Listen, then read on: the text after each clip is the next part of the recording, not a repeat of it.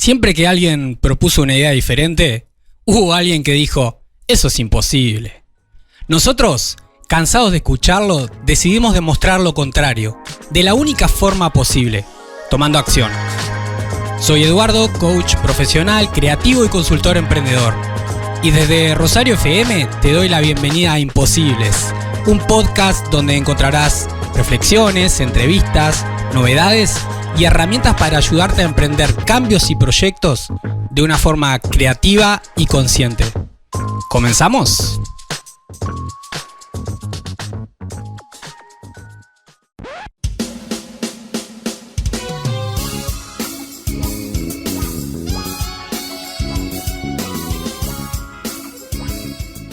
Seguís en Imposibles, seguís en el aire de Rosario FM y ahora te invito a este espacio que a mí me encanta, que cada semana aprovechamos para bajar un poco el ritmo, tomarnos un café.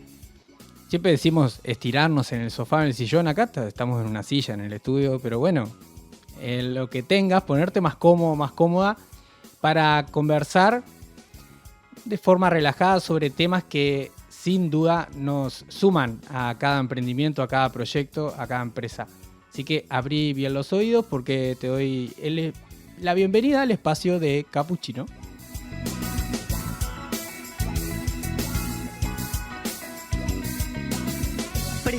Presenta este espacio ANCAP Rosario, estación de servicio líder en la zona este de Colonia, tu punto de carga eléctrica, gas y combustible. ANCAP Rosario, ponemos lo mejor.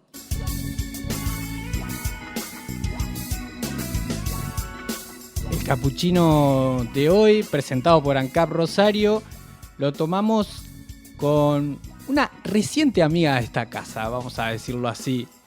Viviana Uri, apasionada por el aprendizaje, desde hace más de 10 años desarrolla propuestas que potencian el desarrollo de personas, organizaciones y comunidades y las acompaña en el desafío de aprender de forma estratégica, ágil y práctica. Bienvenida, Viviana. Muchas gracias, buenos a todos. Qué lindo tenerte por acá. Un placer acompañar además este podcast y muchas gracias por la invitación. Por favor, un gustazo para nosotros recibirte. ¿Por qué estamos hablando hoy de aprendizaje? ¿Por qué es importante ponernos a hablar sobre el aprendizaje? Mira, como digo siempre, el aprendizaje es el poder del futuro. Es sin duda la herramienta que nos va a poner de cara a las oportunidades del futuro. A mí me gusta mucho una frase de Séneca que dice que la suerte es cuando la preparación coincide con la oportunidad. Entonces, bueno, la pregunta de cómo nos preparamos para recibir las oportunidades en un mundo cambiante, y mi respuesta es que es aprender de forma constante, consciente y de forma intencionada. Entonces, bueno, un poquito por ahí viene mi trabajo sobre temas de aprendizaje. Y bueno, también en este contexto en el que vemos que las habilidades y los conocimientos cambian de manera rápida y permanente. Los jóvenes que se incorporan hoy al mercado laboral van a tener que actualizar sus conocimientos entre unas 10 y 14 veces a lo largo de su carrera. Entonces el desafío en el aprendizaje es enorme. ¡Wow! Genial. Tiraste con mucha cosa ahí. Me encantó esto de prepararnos para las oportunidades. Y sí, todo está cambiando tan rápido que entonces lo que nos queda es como aprender toda la vida. Mira, yo creo que no hay edades para aprender. O sea, el aprendizaje es una constante. El poder desarrollar nuevas habilidades para poder actualizarnos, reinventarnos, adaptarnos una y otra vez va a ser cada vez más fundamental. Entonces, bueno, cuando hablamos de aprendizaje, yo pienso que hay una necesidad también en los jóvenes y en los adultos de poder deconstruir nuestros propios aprendizajes, las formas en que aprendimos. Hay ahí una necesidad como de cambiar el foco en los contenidos y la memorización, porque en un mundo donde hay tanta información disponible, ¿qué sentido tiene memorizar información y respuestas? Entonces, ¿qué es el aprendizaje en definitiva y por dónde pasa el aprendizaje en el mundo de hoy?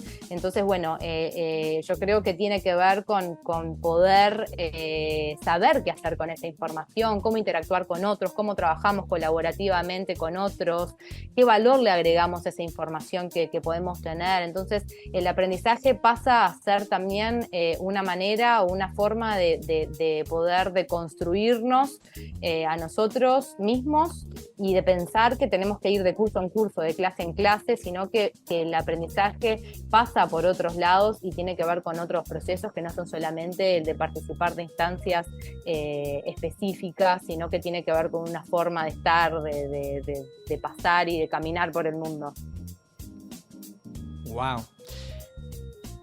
Esto que traes me hace pensar como... Me fui como al ámbito educativo, ¿no? Y a las críticas, claro. Y a las críticas que de alguna manera entre generaciones se hacen. Como esto de, bueno, un abuelo, una abuela decir, en mi época aprendíamos tal cosa y de tal manera. Ahora, jóvenes no saben nada. Y vos de alguna manera venís hablando como de diferentes formas de aprender. Ahora, este cambio, ¿por qué se da? ¿Es porque se ha demostrado, o sea, y es más útil aprender de nuevas maneras o de otras maneras a las que tradicionalmente estábamos acostumbradas? ¿Es porque el mundo... Pues estoy por tirar todo en el estudio. ¿Es porque el mundo cambió? Te pusiste nervioso. ¿Viste? ¿Qué tenés que aprender? No, hablo con las manos, lo que pasa. Aprendo mientras hablo con las manos. Eso, ¿por dónde viene el cambio? Mirá, yo creo que lo que pasa es que, primero que creo que hay maneras mejores que otras. Yo, desde mi perspectiva, trato de ser lo más flexible posible, porque creo que diseñar aprendizajes tiene el desafío de poder abrirse y ser receptivo a lo que las personas necesitan, lo que las personas les interesa. Entonces, creo que tiene que ver con eso, ¿no? Con poder estar centrados en las personas que van a aprender y poder generar estrategias que se ajusten también a las personas. Entonces, desde ahí creo que los cambios también tienen que ver no solamente con cambios de las teorías pedagógicas, sino que también tiene que ver con cómo las personas y la cultura fue cambiando en el transcurso de los años. Y bueno, en ese sentido creo que los formatos tienen que también adaptarse y poder acompañar esos cambios. Y un poquito desde ahí. Sí, lo que creo es que hay ciertos entornos, ambientes o culturas que favorecen el desarrollo de aprendizajes. Entonces, bueno, un poquito creo que hay algunos aspectos fundamentales para poder sí propiciar ambientes o entornos que propicien el aprendizaje. A ver, por ejemplo. Y ahí creo que... Y bueno, por ejemplo, la definición de objetivos de aprendizaje que sean estratégicos, poder diseñar estrategias que sean acordes a sus objetivos, y hablo de estrategias con ese porque no creo que haya una sola estrategia, sino que justamente tiene que ver con esto de poder generar rutas de aprendizaje distintas que puedan también abordar a las diferentes personas, ¿no? Y bueno, después todo lo que tiene que ver con poder generar estrategias de facilitación y dinamización, poder colaborar, construir comunidad, espacios de co-creación. Yo creo que todos estos elementos favorecen generar ambientes y entornos de aprendizaje que sean efectivos, poder evaluar y monitorear los procesos de aprendizaje, construir indicadores, ¿no? Creo que ahí hay como ciertos elementos que favorecen los ambientes y los entornos y favorecen que esos aprendizajes sean desarrollados. Excelente, excelente. Varias cosas que nos pueden ayudar. En esto, también pensaba, porque al escucharte entiendo que también viene el paradigma por este lado de centrarnos justamente en lo que deseamos y también desea la otra persona aprender y no lo que queremos enseñar, ¿no? Esto que hoy se está haciendo también en el ámbito educativo como énfasis en lo que son las metas de aprendizaje, que son diferentes a las metas de enseñanza, de alguna manera. En la empresa también, muchas veces queremos como bajar línea de conocimientos de determinada manera o tareas que necesitamos que se hagan de determinada forma, y por ahí no nos preguntamos tanto como, bueno, ¿qué estaría bueno que aprendiera esta persona más allá de esto concreto que quiero enseñar? ¿Y qué quiere esa otra persona aprender para también desarrollar nuestro trabajo como equipo, como empresa, ¿no? Sin duda. Yo creo que se trata de un espacio ahí de encuentro, ¿no? Que tiene que haber entre las partes, como siempre, en cualquier vínculo tiene que haber un espacio de encuentro entre las partes y hay siempre una zona común. Entonces, bueno, ¿cómo partir de esa zona común para poder también después llegar a las zonas de interés de cada una de las partes? Y eso es como fundamental, ¿no? Creo que hoy se hace más énfasis también en poder buscar esas zonas comunes. Excelente. Y en definitiva, entonces, ¿qué es lo que haces en las empresas? ¿Qué hace una diseñadora? Bueno, y organizaciones, ¿no? ¿Qué hace una diseñadora de aprendizaje? Me encanta esa pregunta porque me la hacen seguido y soy como un espécimen medio extraño, pero no, creo que también me gustó porque tiene relación con este podcast y el imposible, ¿no? Cuando empecé a dedicarme a estos temas de educación, siempre me preguntaban si iba a ser maestra y lo tengo como algo represente porque yo ponía todo mi esfuerzo para explicar que en realidad estaba abriendo un camino de lo educativo que no necesariamente tenía que ver con la docencia y bueno, acá estoy charlando contigo y abriendo camino y haciendo camino al andar, así que un poquito me parece interesante la pregunta. Y bueno, yo como diseñadora de aprendizajes tengo como definidos 3 ejes de acción en las propuestas que desarrollo. La primera tiene que ver con poder dinamizar los aprendizajes. ¿Qué significa dinamizar? Es poder diseñar y desarrollar experiencias de aprendizaje que multipliquen nuevas habilidades, que desarrollen nuevas habilidades. Entonces, un poquito ahí lo que hago es, bueno, justamente diseñar diferentes experiencias como capacitaciones, programas, cursos, workshops que se propongan el desarrollo de nuevas habilidades o el fortalecimiento de habilidades que ya existen, poder favorecer y generar ecosistemas de aprendizaje. Esto es muy interesante porque ahí se generan relaciones y vínculos para la conformación de esos ecosistemas.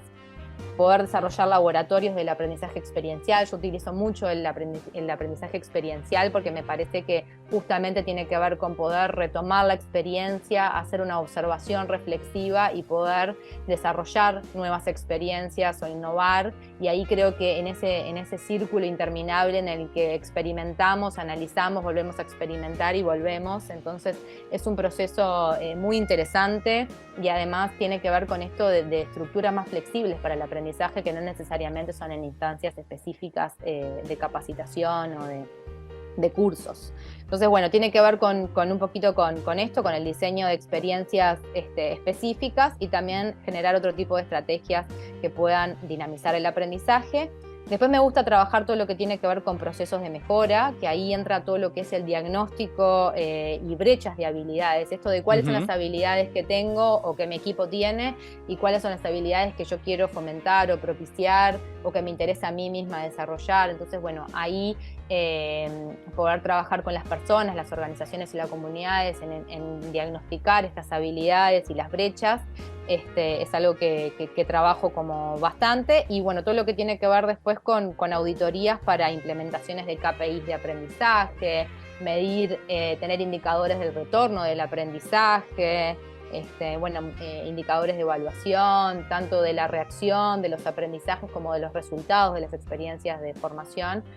Son algunas de las propuestas que trabajo en el marco de mi consultora.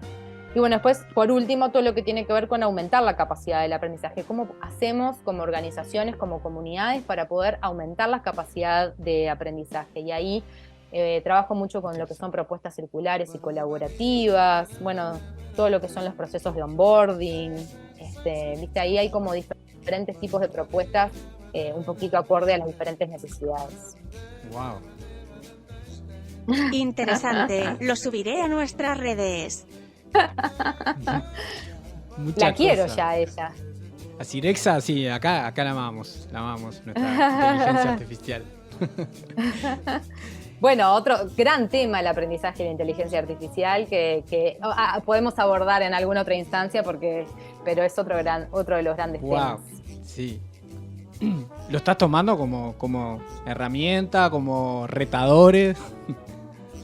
Sí, yo creo que ahí también es una suerte de interpelación la que nos hace la inteligencia artificial, y me parece que hay que tomarla como eso, ¿no? Como una manera en la que nos interpela las formas de aprender y en qué vamos a enfocar los aprendizajes, porque claramente las nuevas herramientas traen también estas grandes preguntas, estos grandes miedos, estas grandes inseguridades, y yo creo que es fundamental poder trabajar con ellos y incorporarlos también, porque son parte de la realidad y bueno, con su lado A y con su lado B, ¿no? Totalmente. Hablaste de ecosistemas de aprendizaje. ¿Cómo de alguna manera podemos ayudar a generar esos entornos?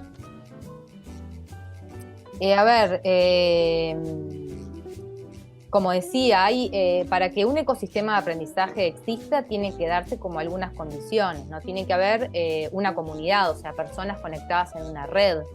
Uh-huh. Tiene que haber plataformas o espacios colaborativos para que esas personas en red puedan interactuar, es decir, hay que destinar tiempos y espacios para el aprendizaje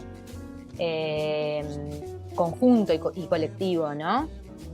Porque el ecosistema tiene que ver con eso, de que en realidad es una manera colectiva, ¿no? No soy yo sola con mi ordenador, sino que hay otros con los que yo interactúo en ese ecosistema. Hay una cosa que para mí es fundamental, que es creer en el poder del aprendizaje. Creer que el aprendizaje es una estrategia de mejora, es una manera de desarrollar la mentalidad de crecimiento, es fundamental para desarrollar la mentalidad de crecimiento. En coaching, vinculado como a eso, trabajamos mucho como en la creencia de que la persona, ¿no?, es capaz de aprender. Me he encontrado con situaciones, con demandas de empresas, por ejemplo, que bueno, me contrata para trabajar habilidades de liderazgo con una persona que está a cargo de un equipo. Y cuando empezás a indagar, por ahí la empresa no está tan convencida de que la persona pueda adquirir esas habilidades que necesita. Entonces, ahí ya tenemos un problema. O sea, que creer en el aprendizaje. Creer en el aprendizaje y bueno, lo tiene que creer en ese caso la persona, y también la organización tiene que hacer una apuesta en esa persona, y ahí es muy importante, y hay trabajar también los miedos, o sea, ¿por qué la persona no logra desarrollar esa habilidad? Quizás hay alguna tranca que no le permite, porque el aprendizaje es multidimensional, no es solamente el conocimiento y la información, hay también cuestiones emocionales, hay cuestiones, entonces todas estas cuestiones son fundamentales a la hora de poder desarrollar los aprendizajes. Entonces, bueno, el mapa de las habilidades es otra de las cosas importantes para el ecosistema, ahora que traes como esto, ¿no? De conocer las habilidades existentes y hacer conscientes aquellas que queremos desarrollar y en quiénes las queremos desarrollar. Entonces, bueno, eso es muy importante. Y también el liderazgo de esos espacios. Alguien tiene que poder, no tiene por qué ser una única persona, pero hay que poder guiar esos procesos, dar lugar a los otros también en esa guía. Ahí hay como, bueno, procesos que tienen que ser intencionados y guiados por alguien. Y bueno, después también poder evaluar y monitorear esos procesos, claro, cómo van funcionando, cómo se desarrollan, justamente para que ese ecosistema pueda ser sostenible. Bien. Varios roles, varias cosas que ayudan a generar esos entornos. Entonces, conecto acá también. La semana pasada hablamos con María Soler sobre salario emocional, y surgía el aprendizaje en sí, o la posibilidad del aprendizaje, la oportunidad, como un motivador para muchas personas, como un motivador intrínseco. En esto también, alguna vez en alguna empresa de la zona, cuando empezaba como a indagar en las personas qué te motiva a venir al trabajo, algo que aparece frecuentemente es como esto, ¿no? La posibilidad de aprender cosas nuevas. Entonces, a veces también desde esto, desde el entorno, del ecosistema, desde la organización, poner como en valor eso que tiene como múltiples beneficios para todas las partes, como decías vos. Sí, totalmente. De hecho, a ver, capaz que es algo poco académico lo que voy a decir, pero si vos vas a preguntar a las personas dónde aprendieron más, si en un curso o en su primer trabajo, yo quiero ver cuál es la respuesta, porque yo creo que ahí hay como, y de hecho está la frase esta famosa que el trabajo es la segunda universidad, y yo creo que hay como mucho de esto, ¿no? De cómo aprendemos y sobre todo cuáles son los procesos a través de los cuales aprendemos en estos espacios de trabajo. Y creo que cada vez más va a ir creciendo esta demanda de aprendizajes, tanto de las organizaciones como también de las personas, como vos decís, de poder generar estos tipos de propuestas en el marco de las instancias de trabajo, porque pasamos muchas horas en los espacios de trabajo, porque destinamos mucha energía, también es algo que cada vez más se valora, ¿no? El disfrute, el bienestar, entonces esto entra también dentro de esa lógica, digamos, cultural que las organizaciones hoy están cambiando. Exacto. ¿Y cómo ves a las organizaciones en Uruguay con este tema? Mira, justo el año pasado, un poquito en esta línea, desarrollé como una encuesta sobre las prácticas de aprendizaje en las organizaciones en Uruguay. Fue una muestra muy pequeña, pero justamente lo que quería era poder conocer o tener elementos para pensar la relación del aprendizaje en las organizaciones o con el aprendizaje en las organizaciones.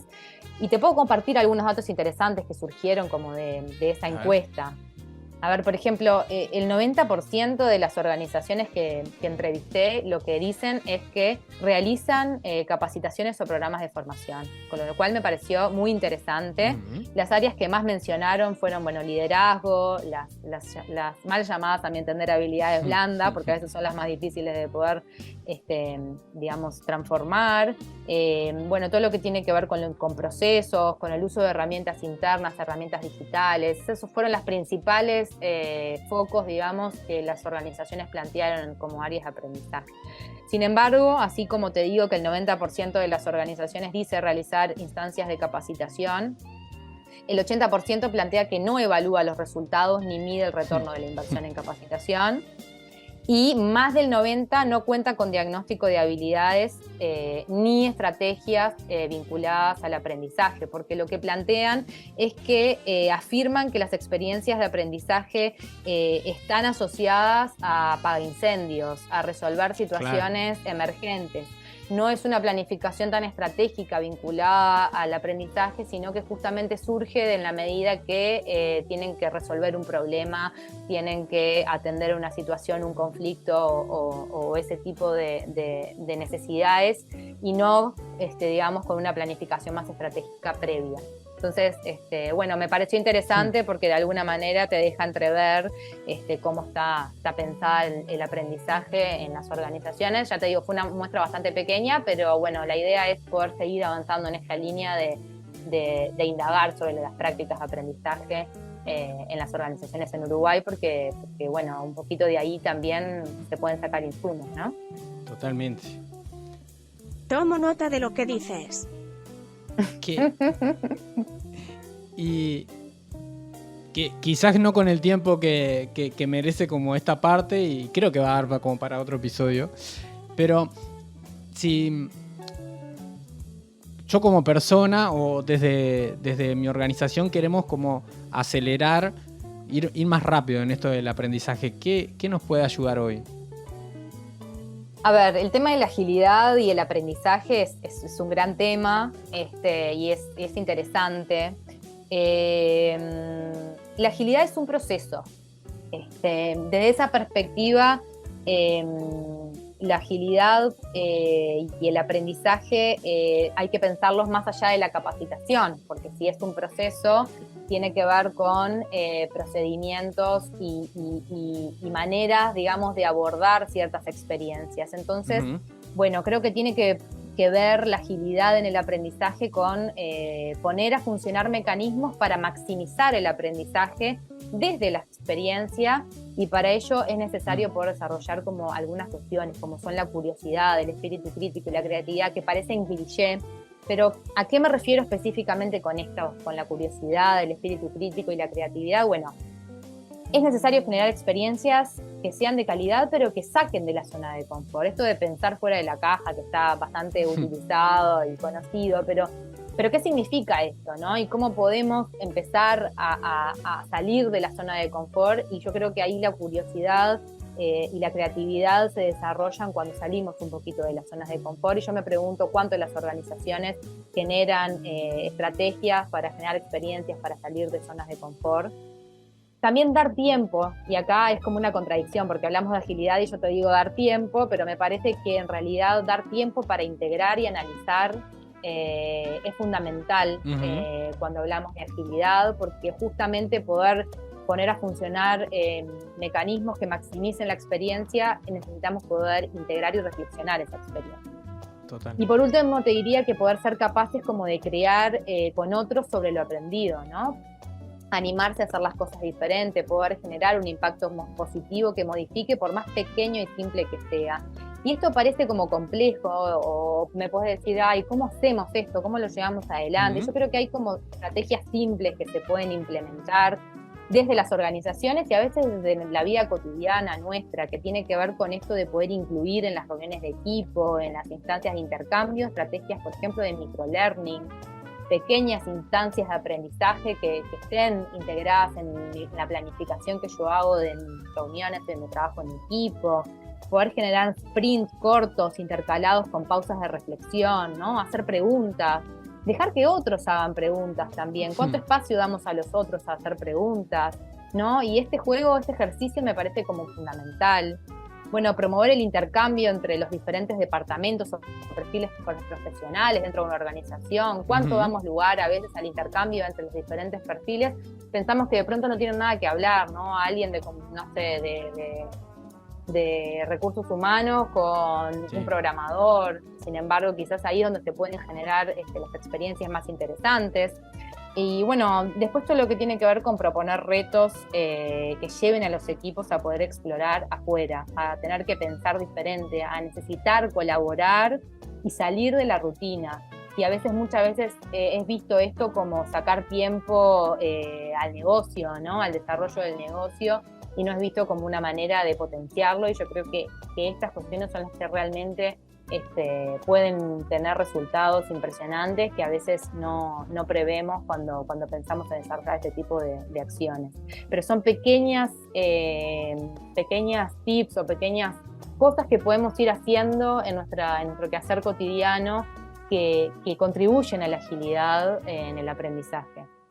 Entonces, bueno, un poquito creo que tiene que ver con esto, ¿no? Con diseñar pequeñas estrategias, con poder generar experiencias que salgan de la zona de confort, con dar tiempo, ¿no? Con generar redes de intercambio. Creo que es una manera de maximizar la experiencia. Bien. Y que realmente resulte en aprendizajes significativos a partir de esa experiencia.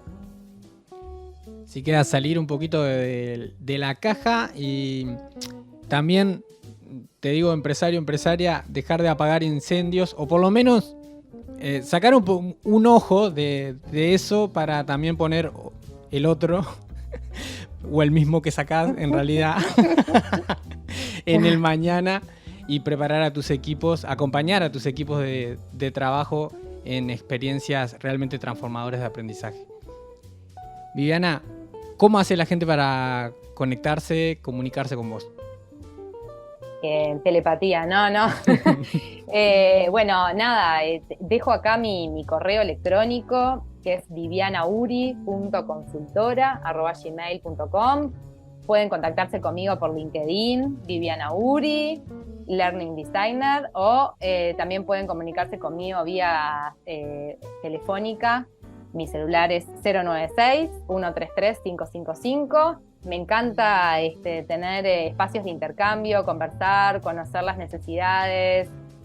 Bueno, nada, así que estoy abierta a lo que me quieran plantear, a sugerencias, lo que sea. Me encanta charlar, como ya verán, así que nada, encantada de poder recibirlos en mi laboratorio de aprendizaje. Excelente, excelente, mil gracias. Gracias por este tiempo y por lo que compartiste hoy. No, muchas gracias a vos por la invitación, me encantó. Estaba re nerviosa, así que espero no haber titubeado tanto y no haber no haberlos aburrido tampoco, así que bueno, nada, yo contenta y copada de poder también expandir el aprendizaje y que pueda llegar a todos los interesados, así que nada, muchas gracias por la oportunidad. Gracias.